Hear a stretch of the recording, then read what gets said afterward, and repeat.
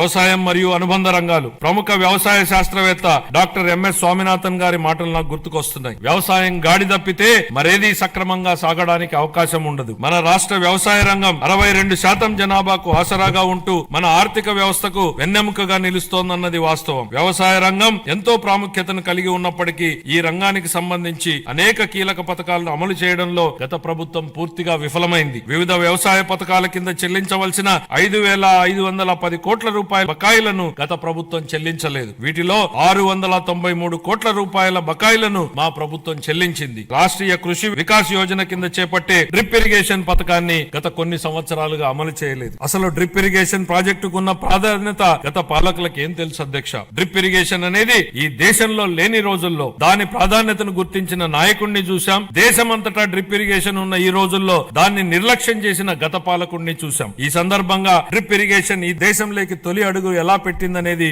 ఈ తరానికి తెలియజెప్పాల్సింది అధ్యక్ష. డ్రిప్ ఇరిగేషన్ గురించి ఎవరూ ఆలోచన చేయని 90వ దశకంలో ఇజ్రాయెల్ టెక్నాలజీని రాష్ట్రానికి తేవాలన్నారు చంద్రబాబు నాయుడు గారు. అధ్యయనానికి ఇజ్రాయెల్ కి వెళ్లిన కమిటీలో నేను సభ్యుడిగా ఉన్నాను అధ్యక్ష. 3 ఐఏఎస్ అధికారులను నన్ను సభ్యుడిగా ఆ కమిటీలో నియమించారు. నాటి ఉమ్మడి రాష్ట్ర ముఖ్యమంత్రి చంద్రబాబు గారి సూచనల మేరకు దాన్ని అధ్యయనం చేసి అందించిన నివేదిక ఆధారంగా దేశంలోనే తొలిసారిగా ఉమ్మడి రాష్ట్రంలో డ్రిప్ ఇరిగేషన్ పైలట్ ప్రాజెక్ట్ ప్రారంభించారు. దీనిపై నాటి కాంగ్రెస్ పార్టీ అవహేళన చేసింది. ఆ తర్వాత డ్రిప్ ఇరిగేషన్ పై జాతీయ స్థాయిలో వేసిన టాస్క్ ఫోర్స్ కు ఆయనే నేతృత్వం వహించారు. ఇవాళ డ్రిప్ లేని రాష్ట్రం లేదు, డ్రిప్ లేని పొలం లేదు. What Chandrababu Naidu thinks today the nation thinks tomorrow అనడానికి ఇంతకన్నా ఏ నిదర్శనం కావాలని అడుగుతున్నా అధ్యక్ష. ఇలాంటి డ్రిప్ ఇరిగేషన్ ను గత ప్రభుత్వం పూర్తిగా నిర్లక్ష్యం చేసింది. కేంద్ర ప్రభుత్వం డ్రిప్ ఇరిగేషన్ పథకం కోసం విడుదల చేసిన 616 కోట్ల రూపాయలను దారి మళ్లించింది. మా ప్రభుత్వం ఏర్పడిన తర్వాత డ్రిప్ ఇరిగేషన్ కోసం 176 కోట్లను విడుదల చేసి అదనంగా 85,000 హెక్టార్లను డ్రిప్ ఇరిగేషన్ కింద తీసుకురావడానికి మా ప్రభుత్వం అనుమతులిచ్చింది.